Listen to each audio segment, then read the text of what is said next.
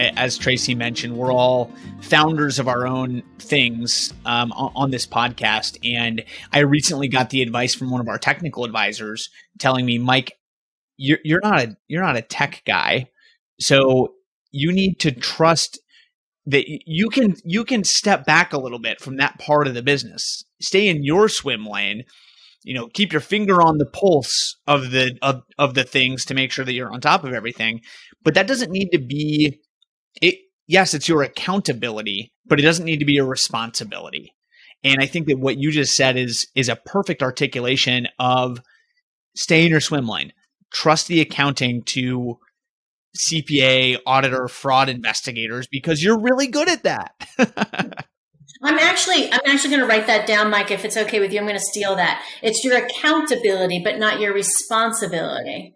Right. That's awesome. We have a nice tool, the Racy tool, that we can share with you as well. Mike has been very, very focused on our new online learning platforms for teams global, and so we've been talking about this a lot for first-time leaders, especially, and I'm sure you've kind of come across this with growing organizations. As leaders, I think we feel like we have to do everything versus how do we delegate responsibly, right? How do we build our team, not just through, okay, we're going to go do the ropes course in a team building event, but how do we intentionally build skills in our team to empower them so they can go off and, be successful and do the things that we all need to achieve.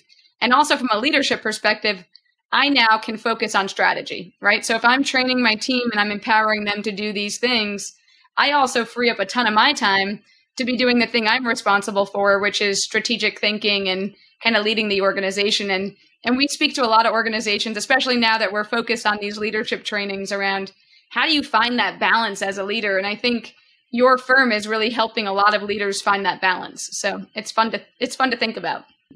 Yeah, exactly. And that's the other thing, you brought it up. You mentioned just, the accountability, responsibility, how to really kind of make sure you delegate. And that's another area that, like you said, a lot of business owners, they're a little bit afraid of kind of letting go. And so I work with them to really understand it's really important for your own health and sanity, but also there are things that you can do to make sure that you structure this delegation process, that you can still keep a pulse on things. But not to mention that as we're talking about forming teams, one of the things that I learned in my career that was so helpful is empowerment of teams and people around you. And when you give people and you delegate to people certain tasks or responsibilities, or you empower them to be over or responsible or in charge of a certain aspect, even of your own business, it's rewarding and they get extra good feelings about being part of your business and being about part of your team. And I help the business owner understand you're not totally letting go. You're not completely out of the picture. You're not ignoring this. It's your responsibility to put the proper controls in place to make sure you follow up, you check, you've got checks and balances so that you can sleep better at night. You know that all of your assets are protected.